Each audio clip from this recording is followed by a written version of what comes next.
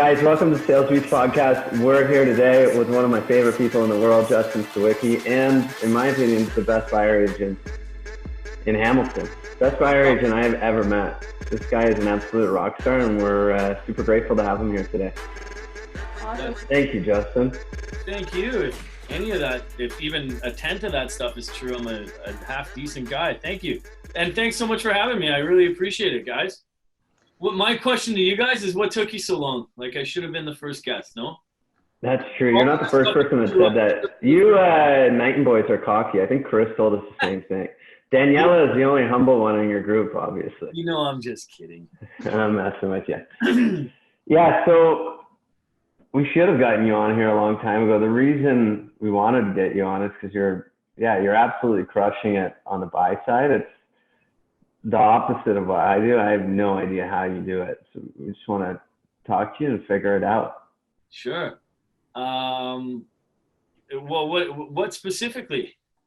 So should we do an intro first? I think we should turn it over to Justin to kind of do a little bit of intro, let us know who he is, what he's got going on in his life. You gotta build the street cred before we start asking you questions. So can you tell us a little bit about how long you've been in the business, what level of production you tend to do in terms of units? So been in the business for 4.5 years or 5 years. So when I came into the business, I was wearing a lot of hats. So it was real estate was just one of those hats that I was wearing. I was working at Canada Post. I was delivering the mail. I was teaching guitar. My degrees are in music, so I made my living doing that for many years, and still play sporadically now with my family and kids and stuff like that. And obviously with COVID, nobody's really doing anything. So I was doing that. I was teaching, I was playing gigs, I was working at Canada Post, and I was trying to be a realtor, and anybody, which is hilarious. So it's very hard to be successful in real estate, in anything really, but especially in real estate, when real estate isn't your main focus. And it's a huge disservice to your clients as well. You know, if you're going to get your brain operated on, you don't want to go to the brain surgeon who also does hands, backs, feet, and knees, right? Like, you want the guy who's only doing brains every day, all the time. That's what he does. So I've kind of taken that idea when you're asking me about a buyer agent. I like doing that. So I like working just on the brain, just on buyers, nonstop, all day, every day. It allows me to, in my opinion, just do the best job for my clients. You start to see similarities, and you're able to navigate things a lot easier for your clients and just get really good at one specific thing.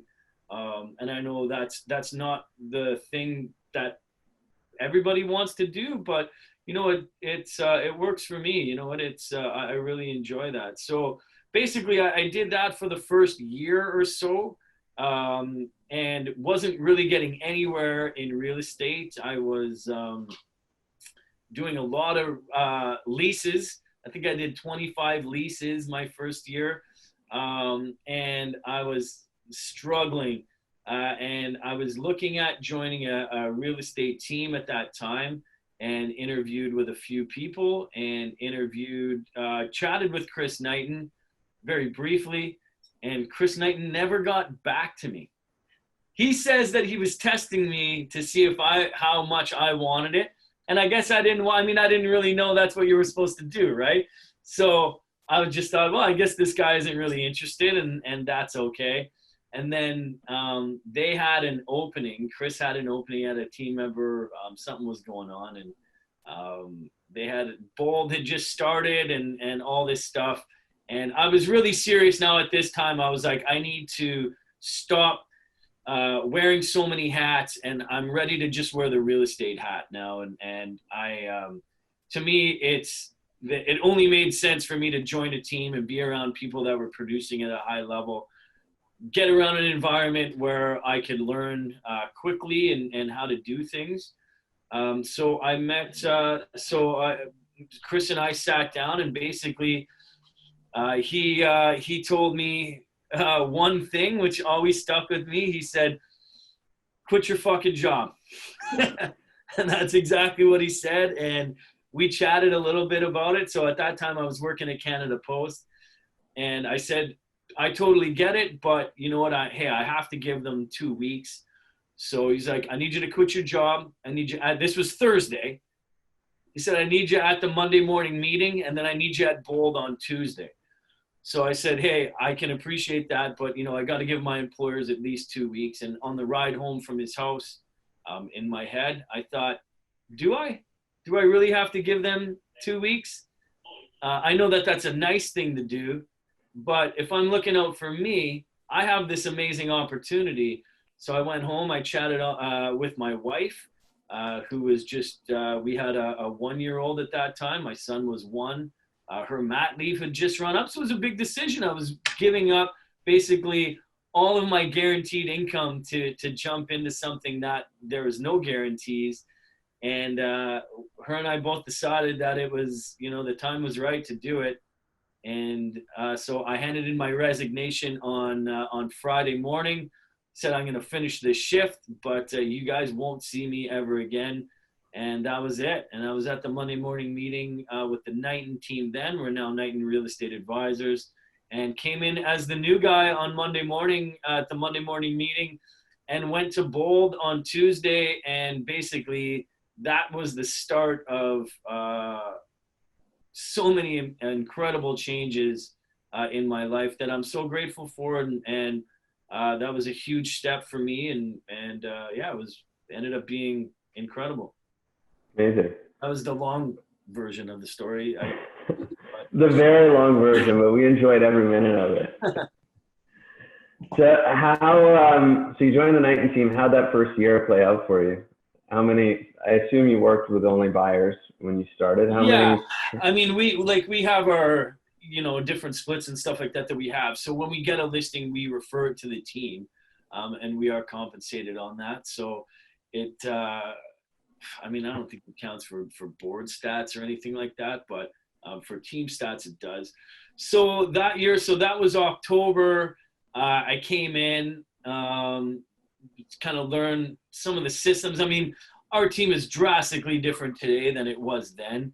Basically, Chris threw me in a room and gave me a laptop and said, this is the Mojo dialer, get dialing. And that was it. And I would run out and be like, what do I say? So stuff like that. Whereas now we have systems for onboarding and for new people coming in there. So what did that first year look like? I mean, the end of that year was good. I think I came out and December was a huge month for me that year. I remember doing, 5 or 6 transactions. And then my first full year, I was the top producer on the team, and I've been the top producer on our team every year since. So I don't have the stat. I mean, Chris is the stat guy. He's got the stats for previous years. It's as soon as the year is gone for me, it's like everything goes back to zero and I'm worthless on January 1st, and I need to kind of prove my worth again. That's how I kind of look at it. So you're being humble right now and you're beating around the bush. You're not telling me the number I want to hear. How many buyer deals do you do in a year on average? So this year I'm on pace for about 40 buyers. Unbelievable. That's insane. And then the listings on top of that. So yeah. I think I've done, I don't know how many so far. So Justin, for you, like what is your time allowance with every buyer? Like, are you taking them out on showings? Do you have a showing assistant model on your team? What does that look like right now? Yeah, no, I'm taking them out on showings. To be honest with you, I don't do a lot of showings. Mm-hmm. I'm not out there every night showing multiple properties. We do a lot of qualifying and a lot of talking about why it is that somebody wants a certain thing. And my buyers really understand that there's not a need to see a lot of property. There's only a need to see the right properties. And until the right ones pop up, there's no need to kind of get into a panic. So, we spend a lot of time. I really stress that, you really need to understand why it is that you want something before you can kind of go out. So we have a system, you know, that I use and I've helped kind of develop, that I show the other people on the team as well, especially in my new role. So yeah, I don't do a lot of showings. I'll be honest with you. I mean, most times I'm home, you know, I'm home for dinner lots of times. And I mean, obviously, hey, as a buyer agent, you're at the, like, people work 9 to 5 a lot of times. So you're doing a showing or two after work or whatever on your way home. But it's very rare that I'm not showing people like tens of properties. What do you do specifically to ensure that you don't have to show people lots of properties? It's about setting the expectation, you know? It's just about showing them and asking questions and showing them why it's a better way to do things.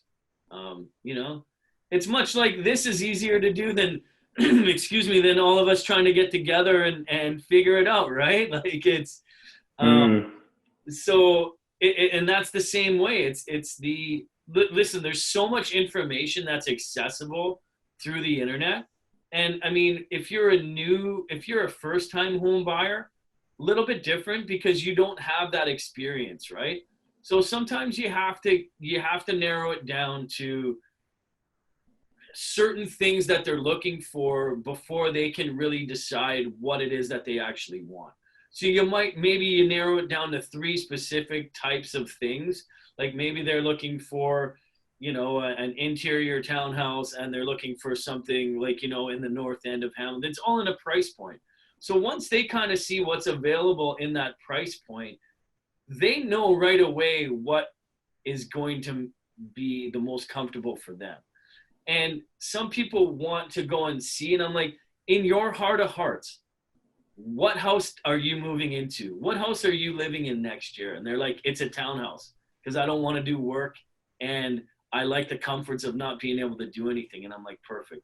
Then you know what, guys? Why don't we not look at that other house today and these other ones? Because you know in your heart of hearts, even if it's awesome, you're always going to compare it against a townhouse, which is never going to match up. So why don't we just shift our focus to interior townhouses and we go that way? Well, how does that sound? And they're like, that totally makes sense. Like, thank you. And then you know, it's only townhouses now that we're looking at. And does that process of narrowing down and figuring out what's in their heart of hearts happen when you're showing them houses, or does it all start with a buyer consult? It can, you know, I mean, it definitely starts in the buyer consult, right? And sometimes you got to do more than one, right? Like it's buyer consults. You're continually doing it because just like us, there's nothing, you know, there's nothing permanent. So, and buyers are constantly learning. And if they're constantly learning about themselves, that's a good thing, you know? And it's not to say that I never show a lot of properties, because sometimes it doesn't matter what you say or what you do. It's just, that's the way that person needs to do it, right? And you try to aid them the best that you can, you know, you're there to guide them. So I'm not super married to like, this is my way, this is the Sawicki way to do it, and you're either jumping on board or you're getting the hell out of town. Like, I don't do that. I sit and learn and talk to my people and get to know them and build a relationship and figure out how I can support. I'm there to support them. They're not there to do what I want, right? I'm the professional, so they're hopping on my back, but I'm there to guide them and work with them and with their personalities, right? And learn what that is. So if you don't know that, it's really difficult. We've all had clients where it's like, it's because you're wearing the wrong hat. You know, you really got to put a different hat on sometimes. And sometimes I'm having conversations with clients where I can't believe what I'm saying, but my client's going, yes, you know, thank you. And in my head, I'm going like, you know, you almost have to become a different person sometimes to communicate with people. What are your top qualifying questions when you're actually sitting down with a buyer? What are your favorite ones that really pull deep information or discover their motivation when you're doing those buyer consults with them? It's always why. It's never what. You know, Okay. everybody wants the what. So like if somebody wants a backyard, it's, well, why is that important to you? Well, it's so, you know, whatever. It's so my kids have a place to play. Okay, well, why is that important to you? Well, you know, I want my kids to be happy. Then you realize, okay, so it's family that's important to them. It's not the backyard necessarily. That it means that they're family people. So that's great. And you can say, hey, that totally makes sense because I want the same thing for my family too. So I get that, you know. And now you understand each other and you're like them too, right? So it's yeah, I mean, I always try to get to the why, you know. And I mean, every client's different. Obviously, that's going to be a little bit different with investors. I know you guys work with tons of investors, and I do as well a little bit. Um, but yeah, I mean, that's it. I really try to understand why it's important to them. And sometimes they don't even know. And part of the battle with buyers is getting them to figure it out. So another thing that I do with buyers is I get them to do a must-have and a would-like-to-have analysis, because every house is going to have, you know, your need-to-haves or must-haves. There's going to be about 5 of those. The house needs to have all 5, and you're going to have a list of about 5 would-like-to-haves. And any person that buys a house is going to have 2 or 3 would-like-to-haves as well. And it's usually the would-like-to-haves that kind of muddy up and confuse a buyer as to what they actually want, you know. So an exercise that I give people, you know, after a buyer consult is I let them do it. I said, you guys sit there, you know, especially if it's a couple, and I can see that maybe one wants something and another one maybe doesn't, or they're not on the same page. I'm like, there's a great exercise for you guys. Do it tonight and then send it to me so that I can see it. Also gets me to see how serious they are. Because if they don't send that to me, that means that maybe they're not that serious. But the serious buyers get back and I have it to me within a couple hours. And I know, okay, these guys are high priority. They want to get going, which is awesome. So, yeah, sorry. No, that's okay. Go ahead. No, so I mean, does that help? Yeah, no, that definitely helps. I think the picture you just painted is extremely different than the way you'd see most agents running their business. I think for most, the call comes in, someone wants to see the house, don't ask them any questions about what they're looking to accomplish, and you take them out and show them houses.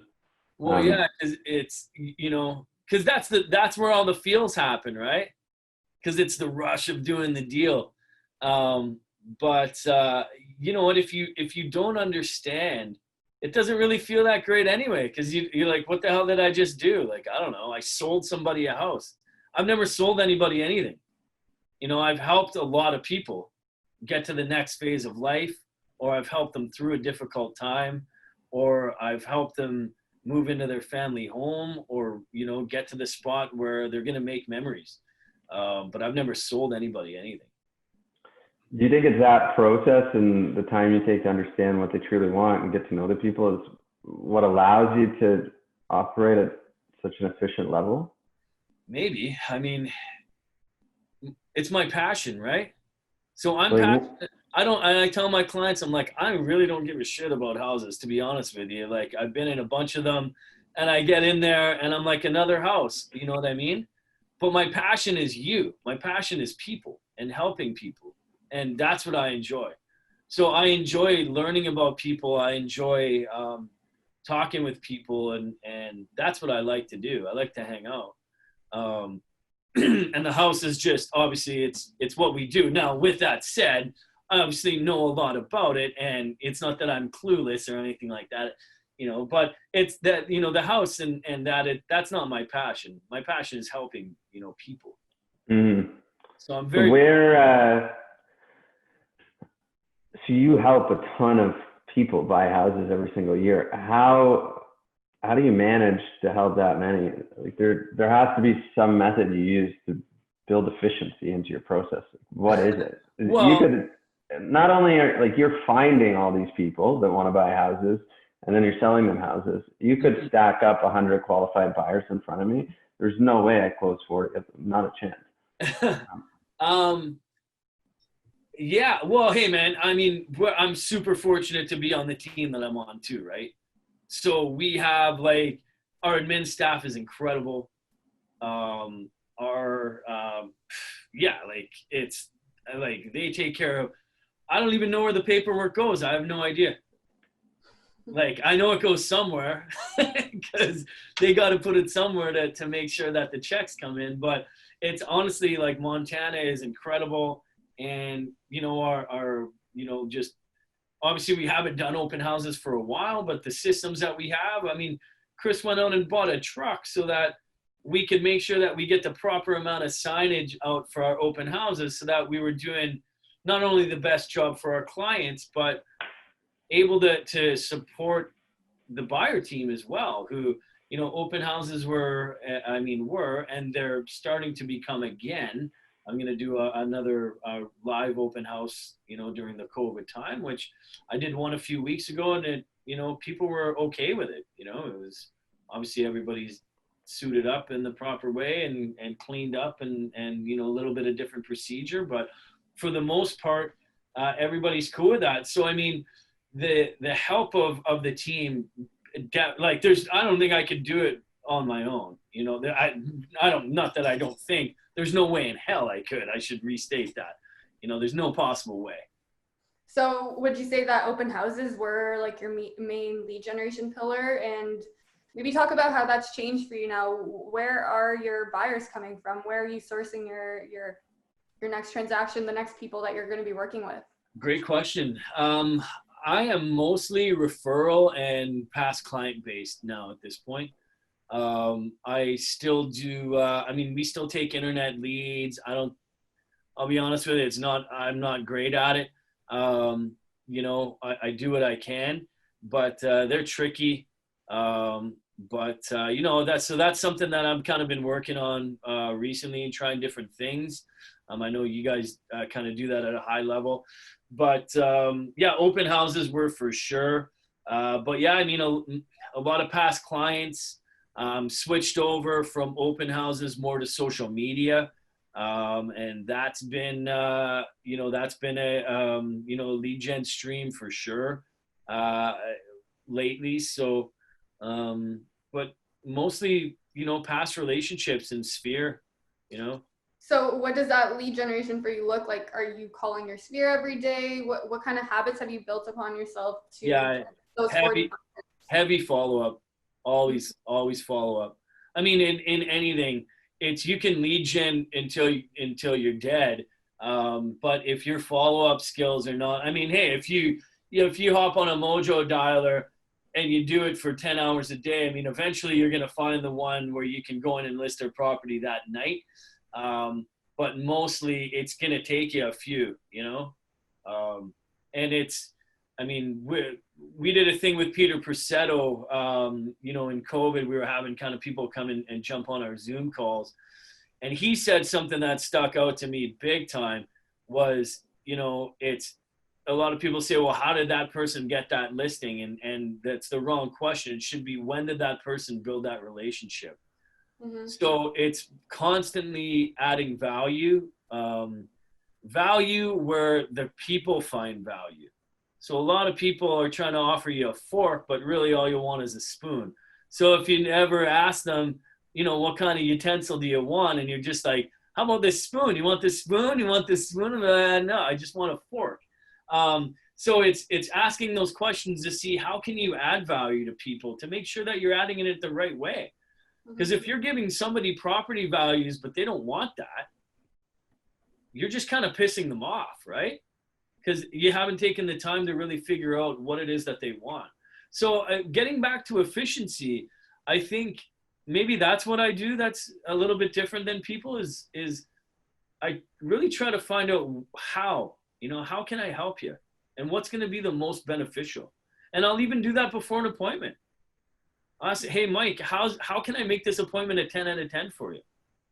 What are you hoping to get out of this appointment that is going to send you away with a huge smile and provide the most amount of value for you? What are you hoping to find out today? And then the appointment's easy. They will tell you what they want to learn, and you just teach them what they want to learn. And then with that, it's, you know, it's pretty, not simple, but I mean, it trims a lot of the fat off and guesswork, right? If you just ask somebody. For sure. Great question. I think it comes down, it's like the motivation. The motivation is the biggest thing in this business. If you don't know the motivation of someone, how can you get them to their ultimate goal? And at the same time, like you said, how can you build that relationship if you don't even know what the person wants? Totally. Yeah, absolutely.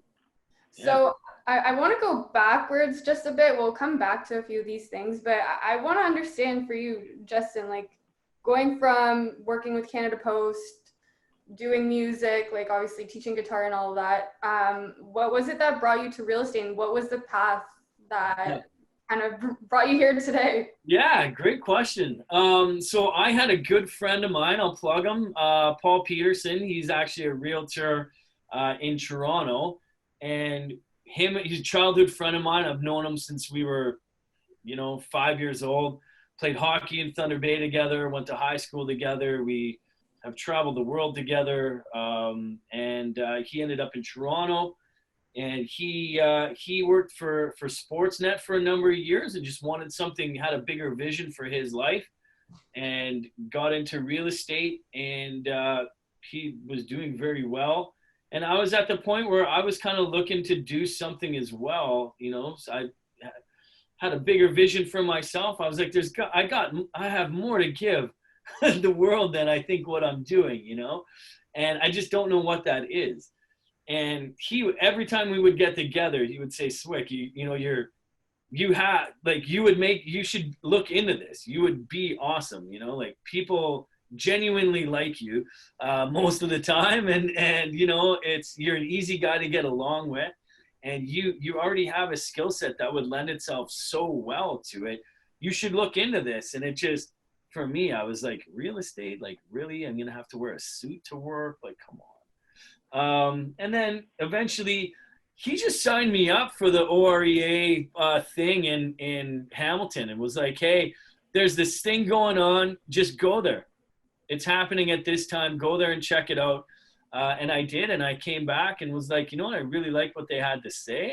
And I, I chatted with my wife and said, you know what, maybe this is something I look at. So I asked him a few more questions, and he was there for support and said, I think this is a great move for you guys. And so basically started writing my exams and passed them all. And way I went. So earlier you talked about how you were working in real estate part-time while trying to juggle all these other balls in there, and you're wearing many different hats. Now, obviously you had that mindset shift that said, like I have to focus on one thing if I want to become really good at it. For you, what kind of other mindset shifts have you had throughout your career that landed you here today? Like what other big pivotal moments have you had? Oh man, everything. Like I feel like in my time in real estate is it's almost like I had nothing. And then at 35, it was just like this way almost, you know what I mean? There's so many changes. One, being around a guy like Chris every day is huge. So he's been a huge mentor and influence and accountability partner and everything. So yeah, I mean, learning humility, learning about ego and where that shows up, and that it's not just the traditional sense of what you think an ego maniac is, and learning about that and understanding holy shit, that's me. That's totally me. Like my ego has prevented me from doing so many things. And learning how to just kind of strip those layers back and be open to other ideas, and the crazier ones now where my instant thought is, well, that'll probably not work for me. Now, right away, as soon as I get that thought, I'm like, that one, I got to go and check out what that one is for sure. Because anytime that I've done that, it's been like, holy, like there's a whole other thing over here that I had no idea about. Now I need to go and check out all this stuff. So, you know, being, taking Bold for me, you know, the first time was like mind-blowingly incredible. All of that stuff when it's new to you. And then I think the second time was like the one where when Peter Persetto, were you in that one, Mike? So I went to the first day. Sandy brought me along, but I wasn't licensed. Yeah, okay. So that one for me was like, I had some huge shifts in my mindset. That was the one where that Bold, the financial thermostat, that exercise in Bold, that was the one where I did that one with purpose. And that kind of was a huge change for me, dialing into that. Yeah, like just I mean, everything. You know, I think just getting into the Keller Williams culture, and I know we're all Keller Williams agents here. I'm sure that you've had other agents on, but you know, drinking that purple Kool-Aid. But it's so true. And, you know, when I talk to people that are thinking about Keller Williams, I'm like, listen, I am the biggest skeptic of all skeptics. And I put my ego aside and said to myself, you know what, if this is working for these people, I need to see what this is about, you know, instead of the other way that I used to do it, which would sit back and be like, well, I could do that if I wanted to, but I don't want to. But then secretly being jealous and of everybody that had things or was achieving things, right? And not have things. I've never been, you know, terribly materialistic, but, you know, achieving these things. And then forming this resentment and getting that. Have you guys ever read the that Can't Hurt Me? Can't Hurt Me, David Goggins? Yeah. Where he talks about the callous mind, where he says, well, you got to be careful. If you listen to the audio, he does a little podcast in between. He talks about, you know, you got to be careful because that callous mind, it can hurt you too, right? Because you can callous your mind in the other way and it can actually play against you. And I think I did a lot of that as well. So coming into Keller Williams and just letting my guard down and just embracing all of the things, and then instead of being skeptical of somebody trying to help me, like accepting their help and asking them questions, and instead of holding resentment, saying like, hey, how do you do that? And can you show me, you know, can you show me how you did that? Because I'd like to know. And I don't know how to do that right now. Like, you know, just as simple as that has been super powerful. Yeah, I remember it wasn't that long ago that both of us were very skeptical about training like Bold. And we would make, there's a video we make fun of together in Bold. Is it? What's that? Which one? The enthusiastic video. Oh, buddy, yeah. Yeah, well, there's still some stuff, and like, listen, even with all that, I can still take the piss out of things and still enjoy it at the same time, right? Like, I think, like, even since I met you, you've become far more open-minded about all the training this company has to offer. Sure. I'm the same way. Like, I came from corporate. I was fully bought into what our team offered, but I had zero interest in learning anything about Keller Williams. Keller Williams was this big corporation, and that's what I left. I want to know part of it. So that's changed, and there's so much value. You just have to have an open mind about it. Totally. And there's a lot of it too, right? And I think it's understanding, like, not everything's going to work for you, you know, because there has been things that I've taken and, you know, they have great intentions, but they don't resonate, you know. Mm-hmm. But then there's things that you take, like coaching skills camp, like blew my mind apart, like just was like crazy. And that was the last one I think that Diana is going to teach ever. And I was so grateful to be a part of that. And it was incredible. That hit me kind of like how Bold hit me the first couple times, you know? And so I think that, you know, the Bold is, you know, something that you should do when, you know, you got to take it a few times to kind of get there. And then, I mean, I know there's guys that have like, I've taken bold 190 times, and it's like, that's cool. Like, I don't know if I need to do that though or not. I think now I'd like to check out other things that are interesting to me, you know. NLP is something that, you know, I really find interesting. I think that resonates more with me a lot of, because I mean, like, eventually you don't need to be told how to make a cold call, right? Yeah. Like you know how to do that.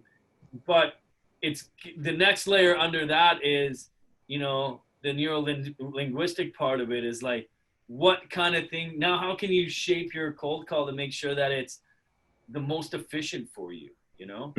That you don't have to make 1,000 of them. Maybe you only got to make 100 of them and you can gain the same result. So it's just, you know, working on your skills. So that all that kind of stuff is skill, right? Like you can always learn more about people. People are crazy. Like we're crazy. You know what I mean? Like we are. Like people are absolutely insane. And I love it. It's great. Me too. Like I'm nuts.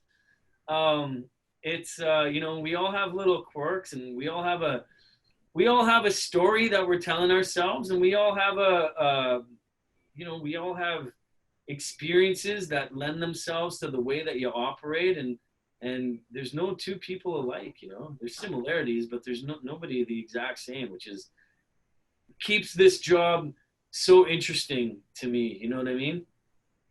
Super interesting. Every day. Anytime you get to pick up the phone and talk to somebody, and somebody that you haven't met, like how cool is that? It is cool, right? There's billions of us out there, so right? Never-ending supply of people to talk to, right? Right.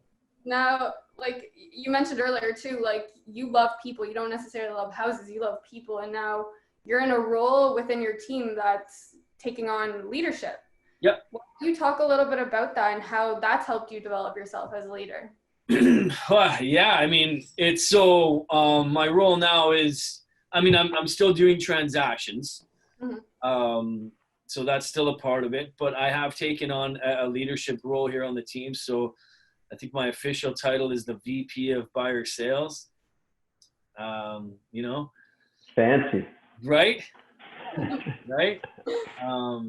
So yeah, I mean, it's great. I mean, I'm so fortunate to be around people that are willing to want to learn, you know, and open to being coached. And I learned so much from them too, you know?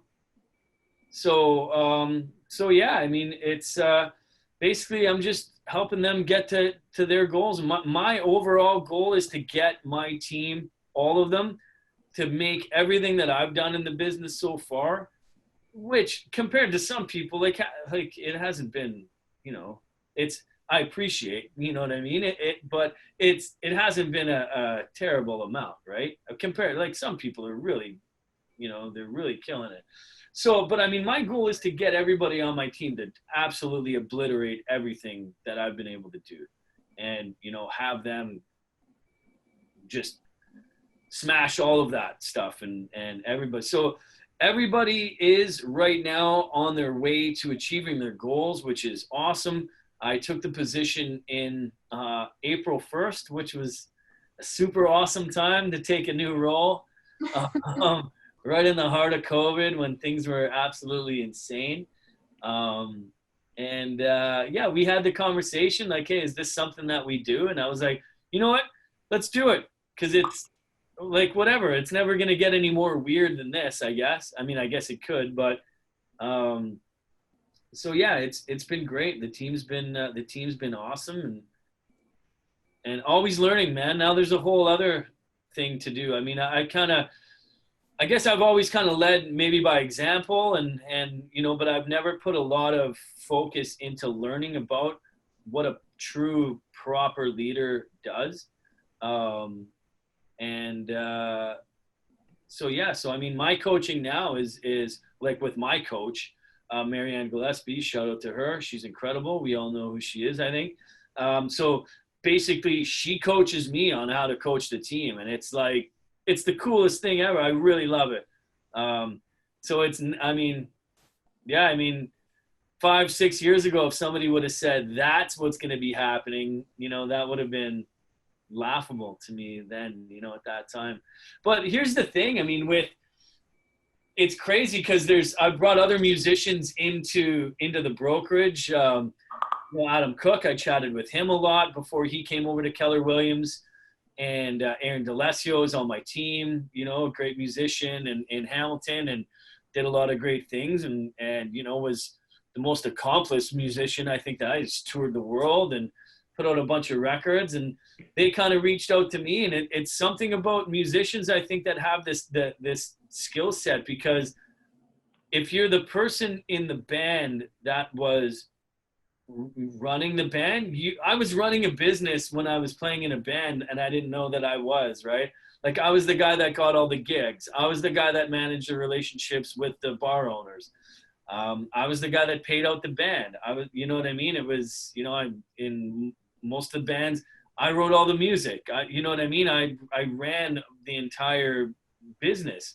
So when I got into real estate, I was like, this is being a musician, except I don't have to play the gig at the end of it, and the pay's a little bit better.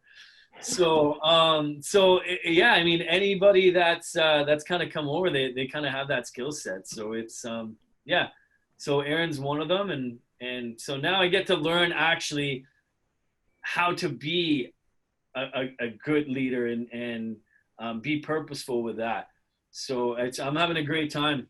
Learning about that, and it's helped me be a better it's helped me be a better agent. It's helped me be a better father. It's helped me be a better husband. It's helped me be a better friend. The whole industry has helped me do that. So this is just another facet of it. It's wonderful.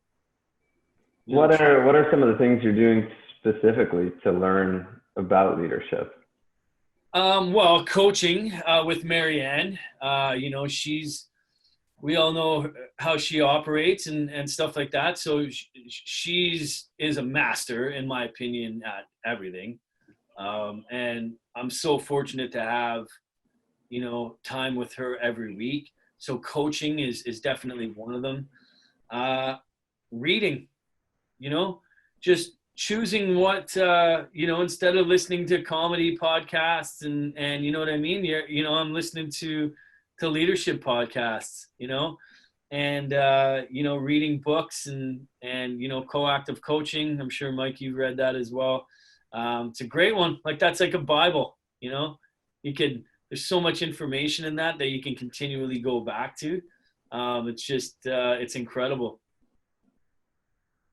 And talking with other leaders, and talking with Chris, and I think learning about that, I've been able to actually, you'd have to talk with him to see, but I think we're, Chris and I are very similar in some ways, but we're very different in a lot of ways as well. So I think we complement each other, pretty well. As also it's kind of showing him a little bit more of the softer side sometimes, and he's kind of there to show me that I need to, be a little bit harder as well. So it's good.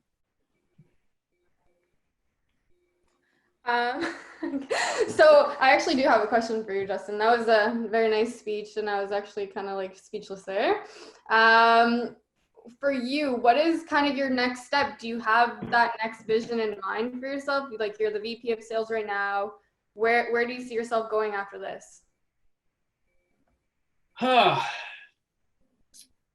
That's a great question. I've been so focused in on this. My next, the goal with this is to get out of transactions, and run an entire team and only be the coach. Be the coach and onboarding people and recruiting people for the team. So that's definitely the next step. When that will be, I don't know. We're always kind of looking for the right people. We just hired somebody new. Actually, we hired two people. One guy ended up, he had a job offer during COVID that kind of was shelved. And then they kind of came back to him in commercial real estate. So he went that way. So we're dealing with one new hire right now.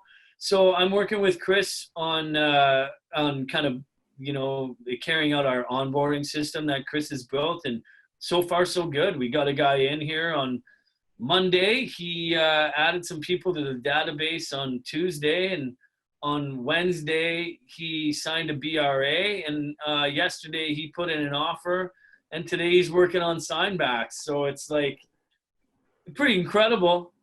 I'm like, where the hell was this system when I started?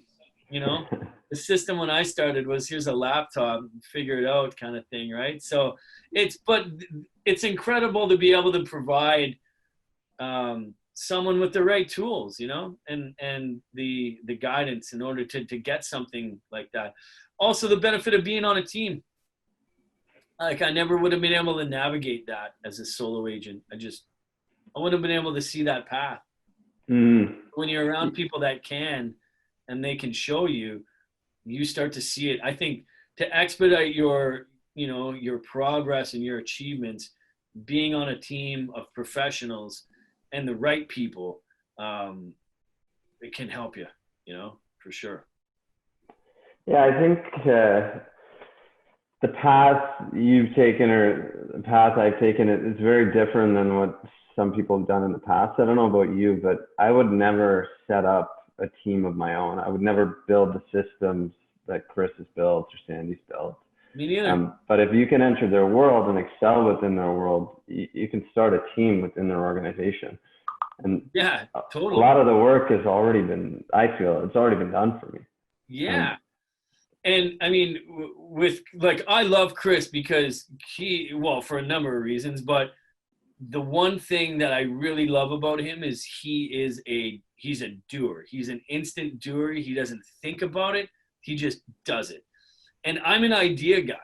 So like, I'll come up with a crazy idea, and before I can even think about it, it's like, it's already in, and there's a Facebook event for it. And it's like, people are invited, and he's got the admin staff doing up the, the promo material. And it's like, so we did a hockey, like a hockey thing for charity earlier in the year. And I came back after Christmas because I had played with a bunch of posties for years, and they always play on New Year's Day. And I hadn't been playing with them. So they reached out, they needed a goalie. They said, hey, if you know any guys, we're kind of light on guys. We need some guys. So I just threw out a simple social media post. Hey, who wants to play hockey tomorrow at X time? And I had so many people reach out to me, past clients, other realtors, vendors, and like the response was alarming. I was like, Chris, you and I, we both play hockey. Like, Chris played at a much higher level than I did. I'm like, why don't we do this as a thing for our clients? And, and then so before, like, this was like at 10 o'clock in the morning. By like 10:35, we've got a Stanley Cup ordered. We've got the ice time booked. We've got the referees booked. We've got all the promotional material. We've got sponsors. We've got a beer sponsor. We've got, like, it's crazy. And like, literally in less than an hour, this whole event is in, because he's like, that's a great idea. Gets on the phone, boom, boom, boom, boom, boom, boom, boom, and it's going. Whereas like, if that was left to me, I'd still be here planning it. And it would never happen. Like, I'd be like, well, we got to get the teams together. And then what happens if this, and what happens if that? And Chris just like, he goes right to it, and the event was incredible. And it was a huge success, and so many people enjoyed it. And it was such a great thing to share with, we do a lot of business with people that play hockey and know that we play hockey too. So it was a great thing to share something that we all love together, you know what I mean, outside of real estate, and also be able to provide this awesome event for people that was interactive, that we got to experience and have fun with too. And my only regret was playing 2 games back to back, because Chris knows a lot of people that are really good at hockey. Like, as soon as the puck dropped, the speed of the first game was like, I haven't played hockey that fast, like maybe ever. So it was very challenging. So it was fun. So unfortunately, with COVID, I mean, our plan was to do it again, and we were going to do it twice a year. We were going to do it once at Thanksgiving, and once around Easter. So we'll see. I mean, the Thanksgiving one's probably a wash, and Easter, I mean, who knows? It sounds like this whole year for recreational hockey might be difficult, but yeah. Yeah. So last question for you. We tend to ask everyone this question. Who do you know that we should know that would be willing to come on this podcast? Ooh. You can't say Chris either. He's already been on. No, I know. I'm gonna hurt your feelings with this one. You can't say Danielle either. She's already been on. Or Marianne, she was already on it too. Was she? Yeah. Who? Only realtors? I do. Yeah. Or anyone that's like in sales. Think big too. I know you're buddies with Pete. Oh, who? Prusetto? Yeah. Get him going. Okay. You'll send us the contact info as soon as you sign off. Mike, he was my coach. I can reach Oh, out. I didn't even know that. Nice. Yeah, I'll reach out to Yeah. him. There we go. That's awesome. Yeah. What about Diana? Get her going. You have Diana's. I know Chris has Diana's contact info. Yeah. She is like, she hopped on a Zoom call with us one day. So she was like, when you join Keller Williams, that's all you hear about, right? Diana says this and Diana is that and Diana is, and in my head I'm going like, whatever. You know what I mean? Like, whatever. And then you get in a room with her. Coaching skills camp absolutely changed my life. And she's such a powerful person.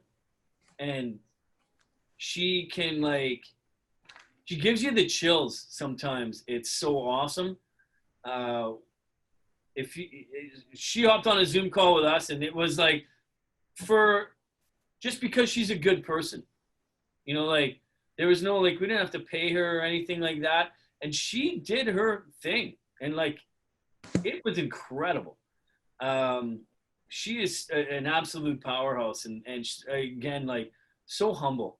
Like, when I talked to her at coaching skills camp, I'm like, you know, thank you for everything that you've provided. It's changed my life and my family's life. And she just, you know, she's like, I didn't change anything. She's like, you changed it. You did all that stuff. It's just like heavy duty, right? She's wicked. Yeah. So, yeah. That's awesome. So you give us 2 great referrals. Appreciate it. Thank you. I'm sure you've heard of them before, but locally, I mean, there's a lot of great people. Golfy, have you had him on? Yeah. Yeah. Yeah. There you go. What about Sandy? Get him going. You know, We got we just did Sandy. what about Kate? You can do it. No, we need to do Kate. Kate's a gangster. Get her on there. Yeah. Anyway, guys, hey, thank you. Yeah, thank you so much, man. Hopefully there's This is something awesome. there for somebody. I felt like I already added something to my prequel. It's what you said. What do I need to do on our appointment to make it a 10 out of 10 for you? yeah, But it's something I'm going to be using going forward. it's an easy one. Mm-hmm. Then you I just love hear it. what they say. Yeah. You look like a champ. Thanks so Awesome, much. buddy. Well, thank you so much for your Hey, time. guys. We really appreciate it. No We'll talk worries. to you Thanks soon, so I'm much sure. for having me. I appreciate it. All the best, guys.